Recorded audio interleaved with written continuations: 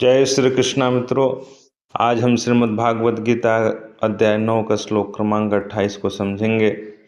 इसमें भगवान श्री कृष्ण ने अर्जुन को कर्मयोग, समर्पण और वैराग्य का सीधा मार्ग समझाया है। श्लोक है, शुभाशुभ फलैरेवं मोक्षसे कर्म बंधनैः संन्यास योग युक्तात्मा विमुक्तो माम उपैस्यसे।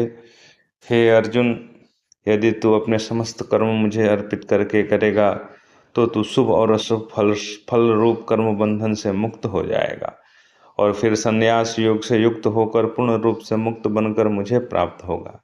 भगवान यहाँ यह नहीं कर रहे कि कर्म छोड़ दो, बल्कि यह कर रहे हैं कि कर्म करो पर फल की गुलामी मत करो। मनुष्य का बंधन कर्म से नहीं बल्कि कर्म के फल की आसक्ति से होता है। शुभ फल भी बंधन बन जाता है और अशुभ फल भी बंधन बन जाता है।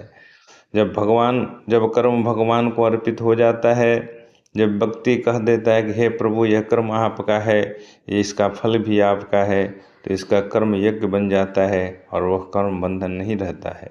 यही है संन्यास योग। यह संन्यास का अर्थ जंगल जाना नहीं बल्कि फल त्याग करना और अहंकार त्याग करना है। जो व्यक्ति कर्म करता है लेकिन भीतर से त्यागी रहता है, वही सच्चा सन्यासी है। ऐसा व्यक्ति धीरे धीरे इच्छाओं से मुक्त होता है, अहंकार से मुक्त होता है, पाप पुण्य के बंधन से ऊपर उठ जाता है और अंततः भगवान को प्राप्त होता है।